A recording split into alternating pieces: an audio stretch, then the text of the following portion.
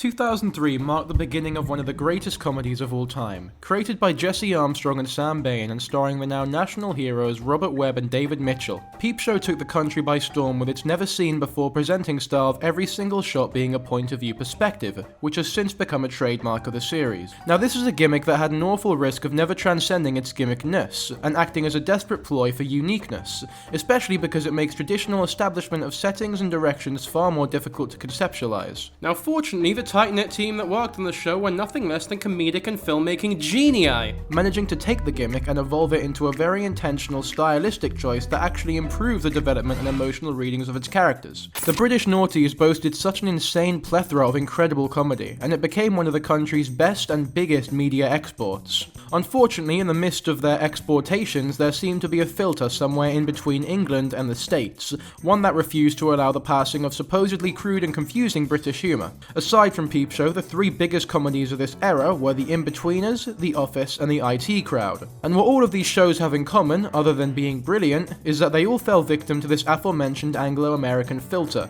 leading to remakes of each and every one of them. And each of these remakes ended up being nothing short of awful. Although The Office did manage to find its footing later on, this was only when it became a total shell of its inspiration, becoming unnoticeable from the original by the third season. The titular Peep Show can be most likened to The IT Crowd in this respect, as the remakes of these two never went past a critically lambasted pilot. However, it seems as though the American take on Peep Show is nowhere near as notorious as the IT Crowd's, so I thought today I could go over that time in 2005 when America tried to remake Peep Show.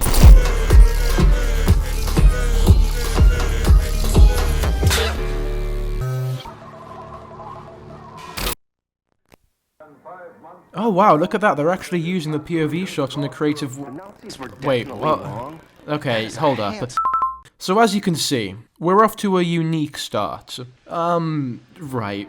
So, fuck me, it's been about 2 seconds and there's already a lot to say. Immediately you'll notice that this version of Peep Show chooses not to implement the POV strategy, likely for the reasons I mentioned at the start of this video. It's simply a more ambitious and difficult form of filmmaking, especially in America where it's far less common to film on location, as the original Peep Show was. So straight away I'm forced to question why they even fucking bothered. It's utterly and absolutely pathetic that a team of supposedly talented people have come together and decided that rather than exporting the original television series, which is perfectly clean enough to be aired on American telly, is not an acceptable notion. We can't just air the original, no. We need to make our own version. Why?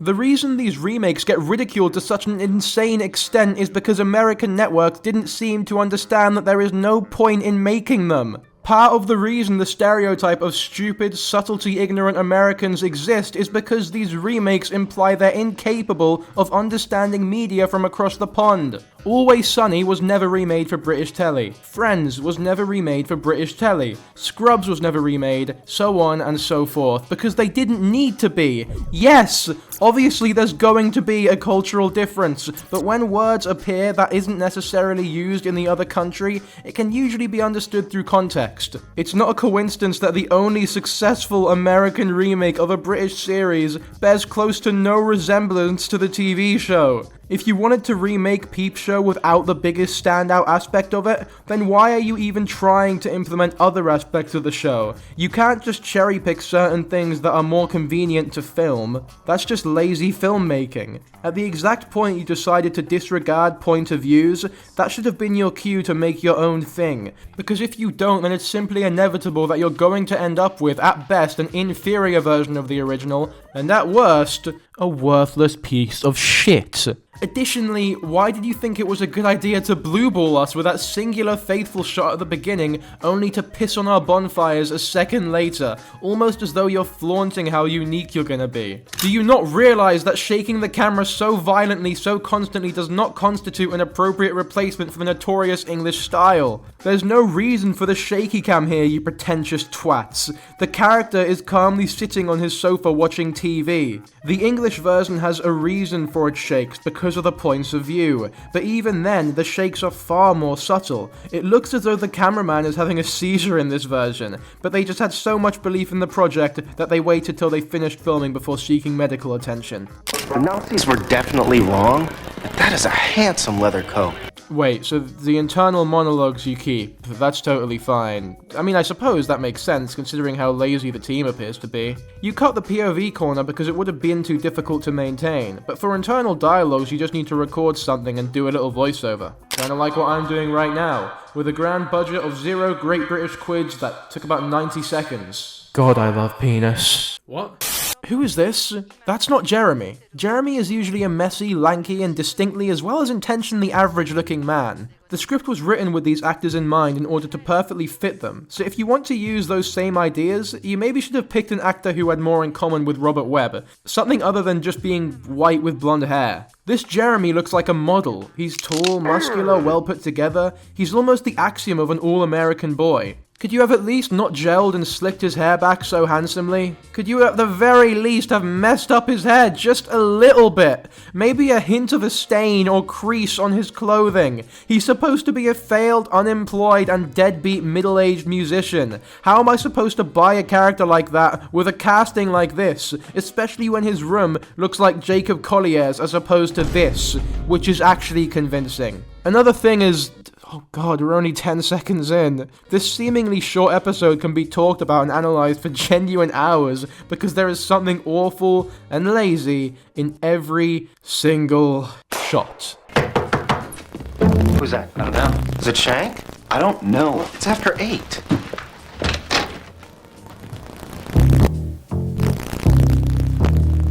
Hey! Am I the only one getting Rhett and Link vibes from this whole dynamic? Except that's actually a huge disservice to Rhett and Link. At least they actually have some charm and charisma about them. Okay, so now this shows Tony knocks on the door and the two guys immediately want to sex her up. Obviously the Giga Chad Jeremy steps in and starts spitting some riz. Oh, dating's so hard. I was on a date last week and she says to me, I have a problem with musicians. But it's clear that Mark doesn't want to be sidelined. But instead of portraying this by simply having him interrupt, which he does eventually do, they decide to add this line before he does so.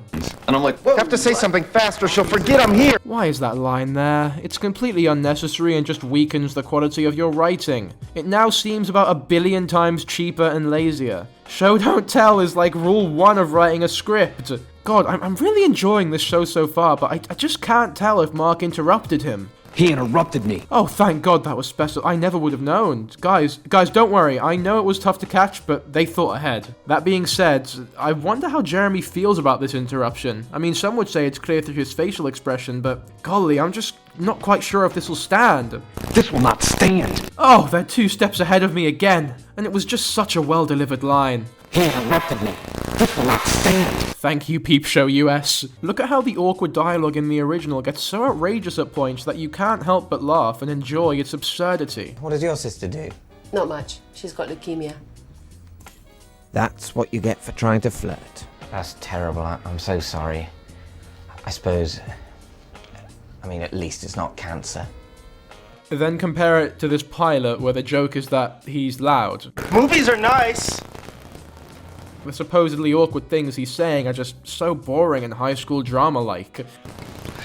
Sometimes funny and sometimes long. There's no wit or humor in these things he's saying. It really is just canny boring. You're just jealous of my music because you're a worker bee, a drone, whereas I am a dragonfly. I fly around. I mean, I don't even have a joke or funny quip here, it's just uninteresting banter, innit? Someone who is dead probably has a higher standard for comedy than whoever the fuck laughs at this. The relationship between the 2 MCs is such a pivotal aspect of Peep Show, or even any show for that matter. The 2 actors had a chemistry that simply cannot be replicated. We'll have to bury it. Get the spade. What spade? You didn't bring a spade? Do you think I'm some kind of freelance dog-murdering mafia man? Oh, great. So we got no fire, no spade. We'll just have to dig with our hands. Jeremy, there are many things I would do to help you, but digging a hole in the wintry earth with my bare hands so that you can bury the corpse of a dog you killed is not one of them. Yet another reason they never should have even bothered making this, which to be fair, they never went past a pilot, so maybe I should stop whining like a big baby. Sophie! I wasn't expecting to get this genuinely emotional over this pilot, but they're doing such a horrible job. First of all, Mark is way too loud. He conversates with everyone throughout the episode. He's boisterous and jumpy and strangely energetic. Good morning, Aaron. Mr. Burton? No, call me Jerry. Hey, Jerry. I will, Jerry. See you, Jerry. You can't call Jerry Jerry. Oh, no, but he said. I know what he said and I know what he meant. Look, I don't want to keep having these conversations with you.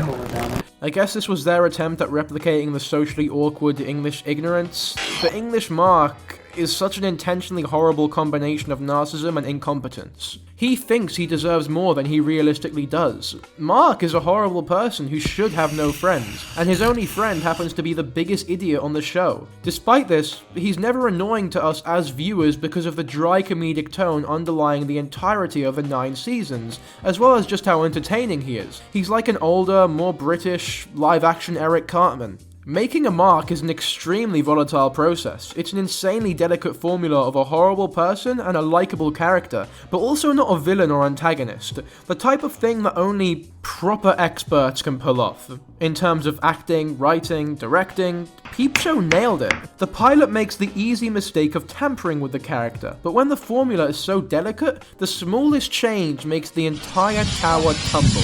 And all of a sudden, Mark talks too much. It's simple as that. He talks too loudly and too much, and that's enough to make viewers loathe seeing him on screen. We begin to see him as the monster that he actually is. Also, what's with the background music here? Take this seat. Oh, Mark, you're such a doll.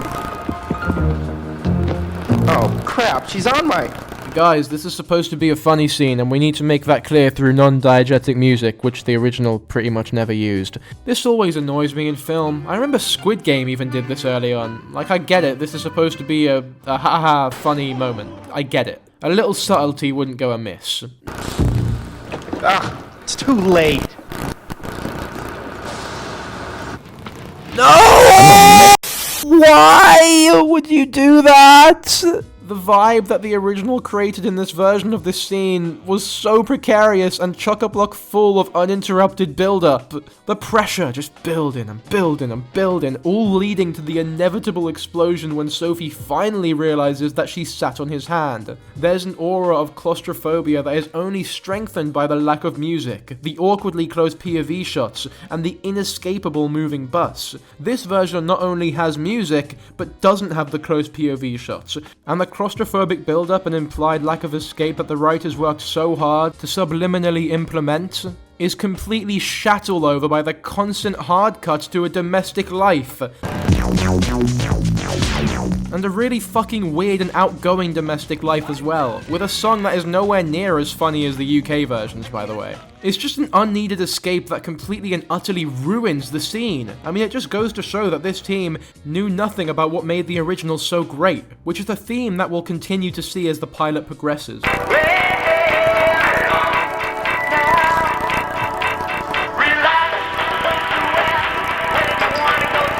This is admittedly a creative, interesting, and fun method of having a character enter a frame, and for a brief second the show is using its lack of point of view perspective to its advantage. Now admittedly, a shot like this shouldn't even be possible because the room should absolutely not be this big. They're supposed to be struggling hustlers after all, but for this brief moment there is actually a glimpse of talent that I can only wish was seen throughout the entire 24 minutes. The next 5 minutes, however, are horribly boring. There's like some Nazi symbolism for whatever reason. I guess Mark is just brain dead in this version.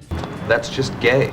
So he uses a swastika in a desperate attempt to seduce Sophie by presenting himself as a bad boy, but like a Nazi bad boy. When I say it out loud, there is actually potential in that idea. With the correct writing talent, they could actually make a pretty funny scene. But unfortunately, it's just not. This isn't college anymore, Jeremy. This is the show. That's great line delivery, that. This next scene is just so I'm just gonna play. You know what? I'm gonna play the whole scene because of just how pointless it is. Hidden in the closet. Everything's okay in the closet. I am safe in the closet. Mark, you're in the supply closet. That's right, Jonesy.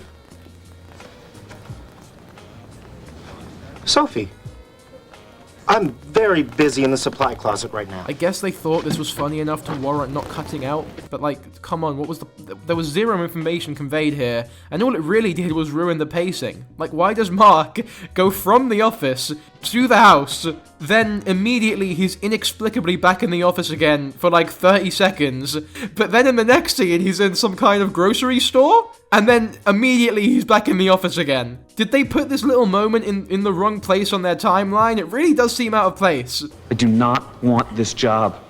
Gotta do something drastic. You okay? What did he do? You know, it's just this thing that I have. What thing? Facial spasming. You do not have facial He does not have facial spasming. I do sometimes.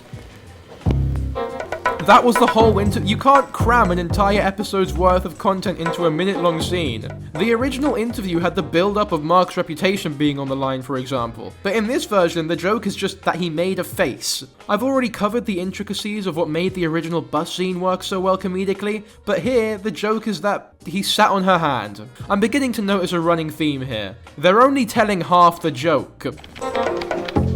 Okay, so now, wait, he's back in the office again. Why are these scenes being sandwiched in between other settings? Is this some kind of abstract Tarantino art film that isn't set chronologically? To be fair, this does probably have the best joke in the episode. I'm nervous. Sorry. I should relax. But like the song says, relax, don't do it when you want to go to it. Relax, don't do it when you wanna go to it.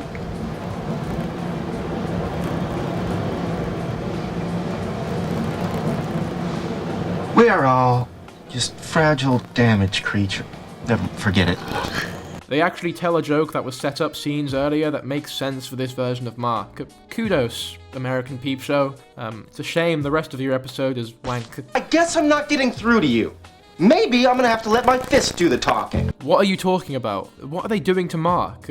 Mark wouldn't say that, especially not to this hunk of a human being. Then bring it. Anyway, the episode ends with the two characters planning to get Tony drunk so that they can have sex with her. How nice. Really nice ending, that. Peep Show is the longest running sitcom in Channel 4's history, almost to its detriment. Don't get me wrong, I really enjoyed a lot of the post-season 4 episodes, but if the show ended at season 4, it probably would have been the tightest sitcom in history. It became a cult phenomenon when it arrived in the United States. Many people, it seems, have heard the inner thoughts of the two pallid men, not special in their suffering, but constantly just a bit humiliated, unable to feel certain that they know the first thing about anybody. It's just a shame that it invaded the US so much later than it should have, realistically, because it spurred the creation of pilots like these. Many TV shows, especially TV shows about unhappy loners, such as this American Pilot, attempt to market their characters by signaling, you're meant to relate to the character who's a bit misunderstood, a bit frustrated, just like you, but none manage it in the way that Peep Show did. None manage it in a way that allowed direct access to the thoughts of the main characters and fulfilled by the meticulous choice and execution of those thoughts. In Peep Show, their eyes are your eyes. Their pain is your pain. If one objective of narrative art is to draw the viewer into conspiracy with the desires of its characters, then Peep Show succeeds in a manner rivaled only by everyone's favorite genre of pornography. Or at least second favorite. The gimmick also has another effect. If the show draws us into collusion with Mark and Jeremy by giving us access to their thoughts, it also excludes us from the thoughts of everybody else. This is fine in most other shows where the motives of secondary characters are either portrayed in separate scenes or otherwise as mysterious to us as those of the theoretically more relatable protagonists, but in Peep Show the total silence of other minds breeds suspicion. We are accustomed to knowing precisely where Mark and Jeremy are coming from. We know their motives, we know their secret plans, and we know their thoughts. We do not know the same of anybody else. Thus, everyone becomes suspicious. Enemies? Of course. Rival co-workers? Certainly. But even love interests and friends, while apparently on our side, can never quite be trusted. Everyone is at least slightly dangerous. Everyone is potentially duplicitous. This pilot did not understand one single aspect of that. They saw the POV style as nothing more than a gimmick that can just be thrown away and produce the exact same show. You cannot have Peep Show without the POV style. It is completely integral to the creation of a show like this. For shows like The In-Betweeners, they're a bad American remake, sure, but there are also completely separate pieces of American film that almost act as accurate portrayals of culture bent in-betweener characters. Superbad, for example, is something of an American In-Betweeners, and it's absolutely brilliant. You can do this for Skins as well, which has been likened to Euphoria. The later seasons of The Office act as a wicked American adaptation. Peep Show is such a tough one though. How can you Americanize a character like Superhands? You can't. It's just not possible, like. If I had to recommend an American Peep Show, and this is a stretch for sure, I'd honestly have to go for something like the animated children's series Regular Show, which I'm sure I'll talk about in more detail at some point on this channel. Anyway, that's the video. Be sure to subscribe. I'll catch you in a bit.